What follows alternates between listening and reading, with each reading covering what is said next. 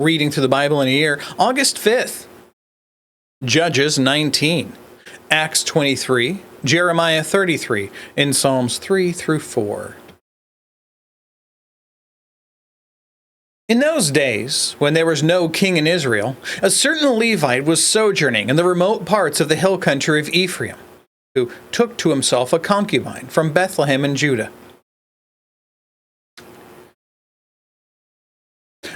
I don't normally say this, but if you have little kids, this might not be a good one to go through. We talked before about how out of all of the books of the Bible, this is the one I like the least. I can't say that I hate it, but I hate reading it because it reminds me of even my own depravity without the Holy Spirit protecting me and guiding me. And how if, for even just a moment, if God were to release his control of me, I would immediately fall right back into the same depravity that he pulled me out of. And I know this because the book of Judges tells me. This is literally the story we've read over and over and over again. Everybody just does what is right in his own eyes. Well, what is that? That is our lives outside of Christ. Without Jesus coming in and saving us from ourselves, this is what we are.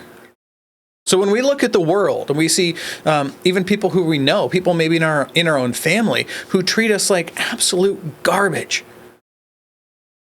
they're only living their own life to the best that they can do. Some of them may even think that and this is what Jesus said, they may think that they're serving God in attacking us. But this is life outside of Christ. This is life outside of the Holy Spirit's influence to protect and to lead and to take care of people. So,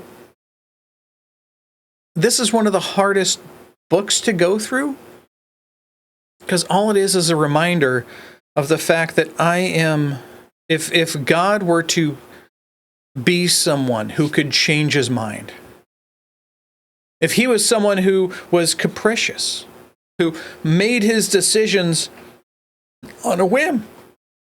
This is one of the concerns that I have about my friends who are Muslim. Because Allah, they say openly that when they get to heaven, they don't know whether they're part of the blessed or not. Even if they've kept all 5 pillars of Islam, even if they've kept everything perfectly, they can show up and he can still say, you out. But our God isn't like that. He holds on to us. He keeps us. And this book serves to me as an object lesson of what it means to be outside the loving care of Christ. And so when I see people in the world, I have this meme I made years ago. It has James White on it and says, heathen's gonna heathe. That statement is true every single time I talk to somebody who's not a Christian. They're just serving themselves. They're worshiping themselves because they're their own gods.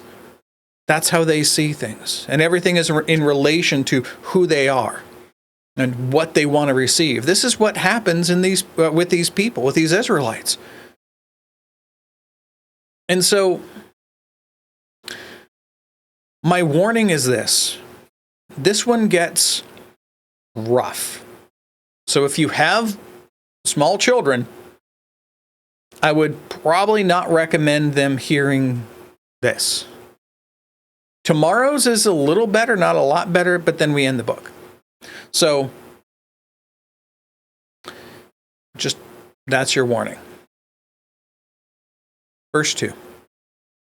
Oh, and also, we don't know specifically that this is the same Levite from before, the one who was the Levite who was Micah's priest, who abandoned him to go and live and to be a priest to the people of Dan. We don't know that. All we know is this is a Levite. It might be the same guy. If so, wow, really the worst Levite of all. But we'll figure that out. All right. So his concubine was unfaithful to him, and she went away from him to her father's house in Bethlehem in Judah. And was there some 4 months. Now, unfaithful, the note here from the Reformation Study Bible, the law demands stoning of adulterers, but the people are not following the law, right? Another line here from the ESV Study Bible. Concubine, maybe a new term for you. So a concubine is a female servant or slave regarded as part of the family. Her usual function was childbearing to enlarge the family, such as Abraham's Hagar. Jacob's concubines, Bilhah and Zilpah, also did the same thing. And Bethlehem in Judah was also the origin of Micah's priest, which is why I say some people are like, is it the same guy? We don't know. Anyway, so his concubine is unfaithful to him. So then her husband, the Levite, the priest, arose and went after her to speak kindly to her and to bring her back. And he had with him his servant and a couple of donkeys. And she brought him to her father's house. When the girl's father saw him, he came with joy to meet him. And his father-in-law, the girl's father, made him stay. And he remained with him 3 days. So they ate and drank and spent the night there. On the 4th day, they arose early in the morning, and he prepared to go. But the girl's father said to his son-in-law, strengthen your heart with a morsel of bread, and after that you may go. So the two of them sat and ate and drank together. And the girl's father said to the man, well, be pleased to spend the night, and let your heart be merry, as in, let's drink some more. When the man rose up to go, his father-in-law pressed him until he spent the night there again. And on the 5th day, he arose early in the morning to depart. And the girl's father said, strengthen your heart and wait until the day declines. So they ate, both of them. And when the man and his concubine and servant rose up to depart, his father-in-law, the girl's father, said to him, behold, now the day is waned toward evening. Please spend the night. Behold, the day draws to its close. Lodge here, let your heart be merry, and tomorrow you shall arise in the morning for your journey and go home. But the man would not spend the night. He rose up and departed and arrived opposite Jebus, that is, Jerusalem. He had with him a couple of saddled donkeys and his concubine with him. And when they were near to Jebus, the day was nearly over. And the servant said to his master, come now, let's turn aside to the city of the Jebusites and spend the night in it. And his master said to him, we will not turn aside into the city of foreigners who do not belong to the people of Israel, but we will pass on to Gibeah. And he said to his young man, come and let us draw near to one of these places and spend the night at Gibeah or at Ramah. So they passed on and went their way, and the sun went down on them near Gibeah, which belongs to Benjamin. And they turned aside there to go in and to spend the night at Gibeah. And he went in and sat down in the open square of the city, for no one took them into his house to spend the night. But behold, an old man was coming in from his work in the field at evening. And the man was from the hill country of Ephraim, and he was sojourning in Gibeah. The men of the place were Benjaminites. And he lifted up his eyes and saw the travelers in the open square of the city. And the old man said, where are you going? And where do you come from? And he said to him, we are passing from Bethlehem in Judah to the remote parts of the hill country of Ephraim, from which I come. I went down to Bethlehem in Judah, and I am going to the house of Yahweh, but no one has taken me into his house. We have straw and feed for our donkeys, with bread and wine for me and your female servant, and the young man with your servants. There is no lack of anything. And the old man said, peace be to you. I will care for all your wants, only do not spend the night in the open square. So he brought him into his house and gave his donkeys feed, and they washed their feet and ate and drank. As they were making their hearts merry, behold, the men of the city, worthless fellows, surrounded the house, beating on the door. And they said to the old man, the master of the house, bring out the man who came into your house, that we may know him. They mean sexually. And the man, the master of the house, went out to them and said to them, no, my brothers, do not act so wickedly, since this man has come into my house. Do not do this vile thing. Behold, here are my virgin daughter and his concubine. Let me bring them out now. Violate them and do with them what seems good to you, but against this man do not do this outrageous thing. Again, everyone was doing what was right in his own eyes.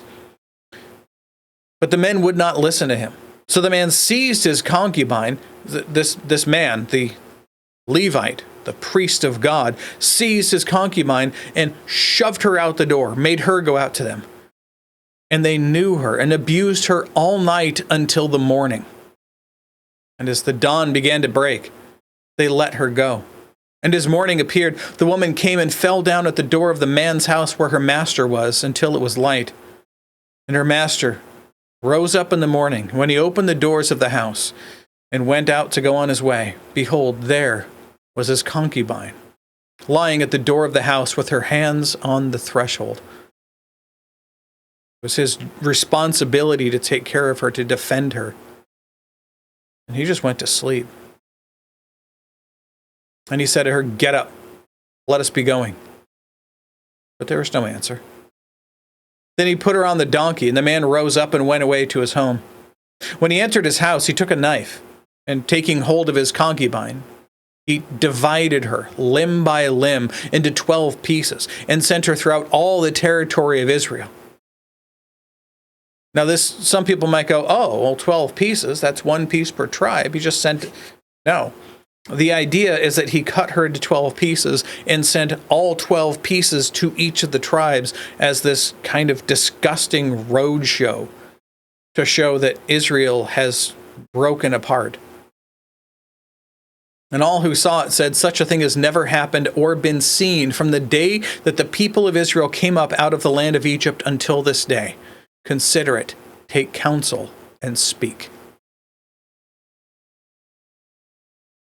This story gives me feelings. Let's go on to Acts 23.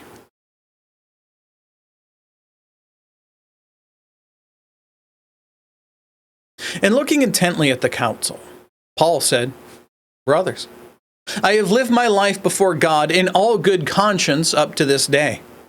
And the high priest Ananias commanded those who stood by him to strike him on the mouth. Then Paul said to him, "God is going to strike you, you whitewashed wall. Why are you sitting to judge me according to the law, and yet contrary to the law, you order for me to be struck?" Those who stood by said, "Would you revile God's high priest?" And Paul said, I did not know, brothers, that he was the high priest. For it is written, you shall not speak evil of a ruler of your people. Now, when Paul perceived that one part were Sadducees and the other part Pharisees, remember Sadducees don't believe in miracles or any such things, he cried out in the council, "Brothers, I am a Pharisee, a son of Pharisees. It is with respect to the hope and the resurrection of the dead that I am on trial." When he had said this, a dissension arose between the Pharisees and the Sadducees, and the assembly was divided. For the Sadducees say that there is no resurrection, nor angel, nor spirit, but the Pharisees acknowledge them all.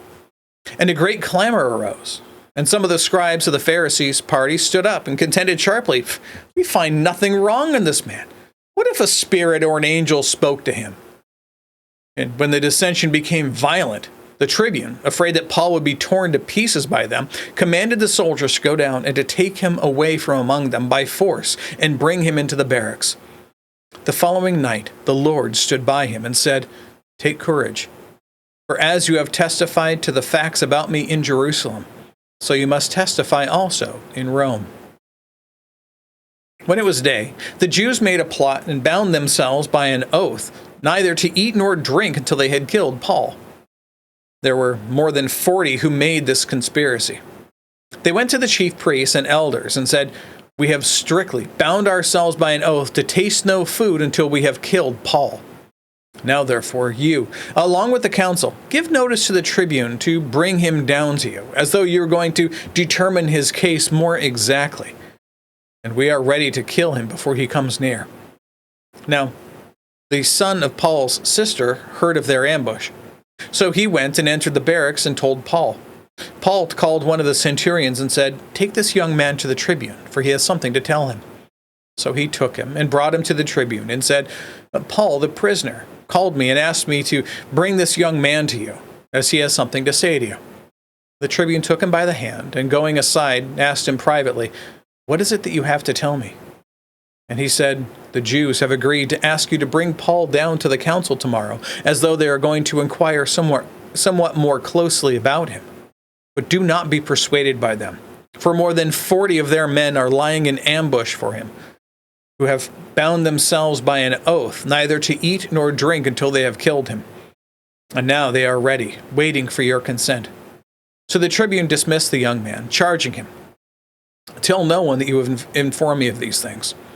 Then he called two of the centurions and said, "Get ready 200 soldiers." Centurion is a commander over 100 soldiers each. So he went to two of them and said, "Gather your people, with 70 horsemen and 200 spearmen, to go as far as Caesarea at the third hour of the night."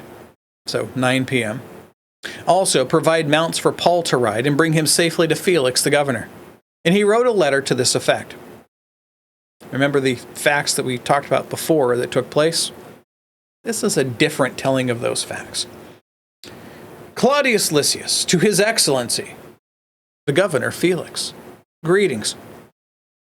When I came upon, this man was seized by the Jews and was about to be killed by them, when I came upon them with the soldiers and rescued him, having learned that he was a Roman citizen." Those things are true. This is not the order. "And desiring to know the charge for which they are accusing him, I brought him down to their council. I found that he was being accused about questions of their law, but charged with nothing deserving death or imprisonment.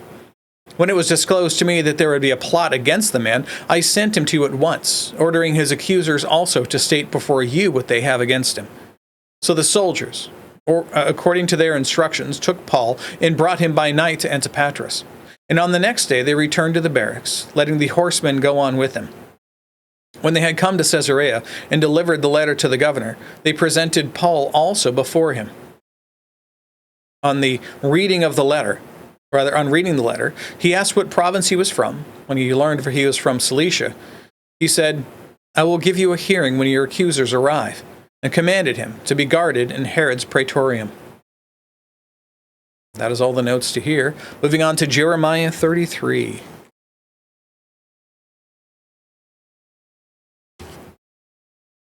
The word of Yahweh came to Jeremiah a second time, while he was shut up in the court of the guard. "Thus says Yahweh, who made the earth, Yahweh, who formed it to establish it. Yahweh is his name. Call to me, and I will answer to you, and I will tell you great and hidden things that you have not known. For thus says Yahweh, the God of Israel, according to the houses of this city, and according to the houses of the kings of Judah that were," concerning the houses of this city and the houses of the cities of Judah that were torn down to make a defense against the siege mounds and against the sword. "They are coming in to fight against the Chaldeans and to fill them with dead bodies of men whom I shall strike down because of all their evil. Whom I shall strike down in my anger and my wrath, for I have hidden my face from this city because of all their evil. Behold, I will bring it to health." Nope, that wasn't it. Verse 6, "Behold, I will bring to it health and healing, and I will heal them and reveal to them abundance of prosperity and security.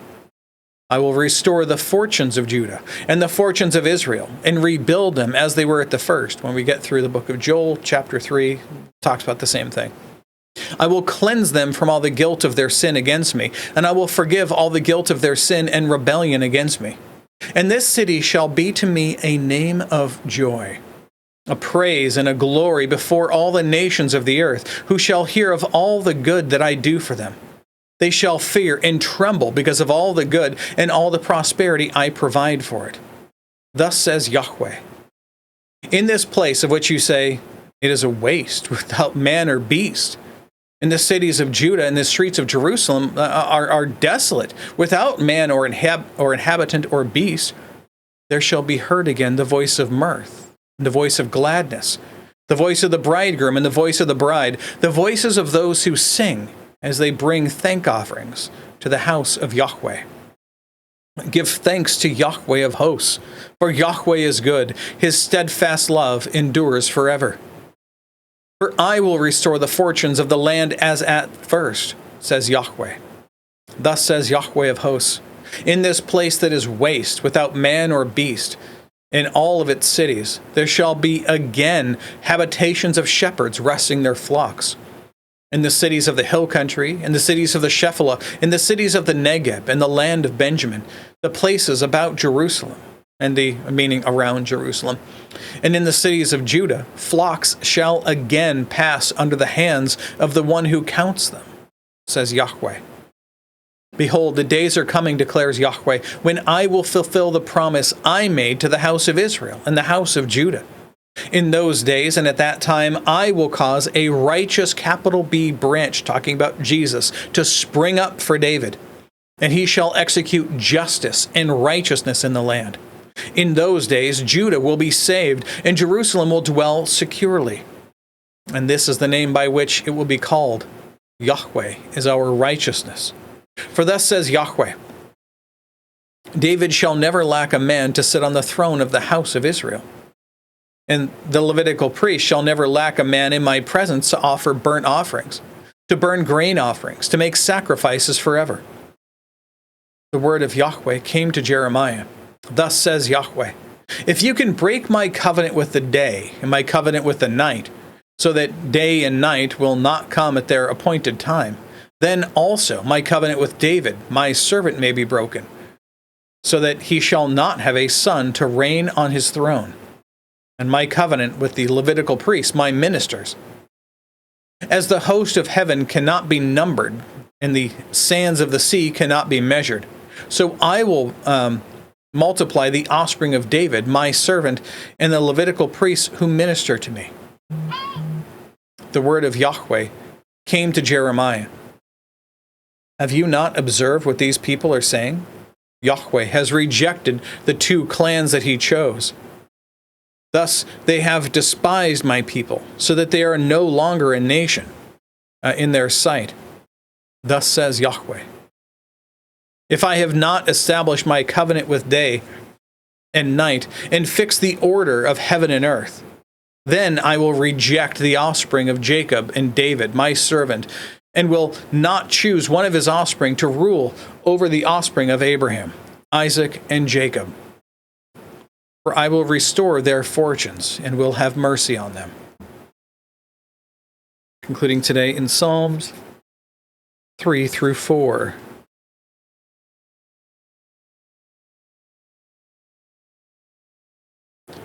O Yahweh, how many are my foes? Many are rising against me. Many are saying of my soul, there is no salvation for him in God.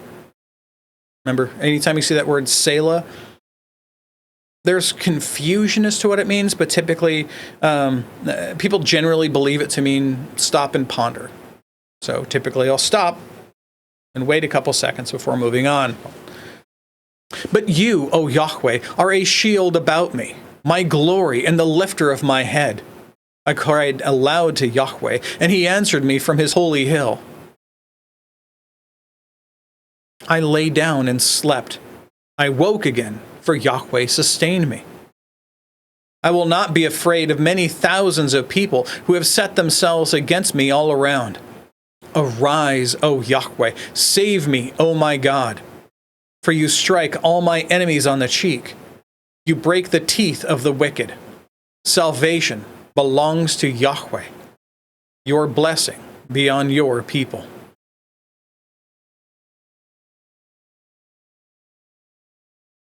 Psalm 4. Answer me when I call, O God of my righteousness. You have given me relief when I was in distress. Be gracious to me and hear my prayer. O men, how long shall honor be turned into shame? How long will you love vain words and seek after lies? But know that Yahweh has set apart the godly for himself. Yahweh hears when I call to him. Be angry and do not sin. Ponder in your own hearts, on your beds, and be silent. Offer right sacrifices and put your trust in Yahweh. There are many who say, who will show us some good? Lift up the light of your face upon us, O Yahweh. You have put more joy in my heart than they have when their grain and wine abound. In peace I will both lie down and sleep. For you alone, O Yahweh, make me dwell in safety. That's it for today. That's all the reading and all of the notes. God willing, we'll be back tomorrow. Behold the word of the Lord.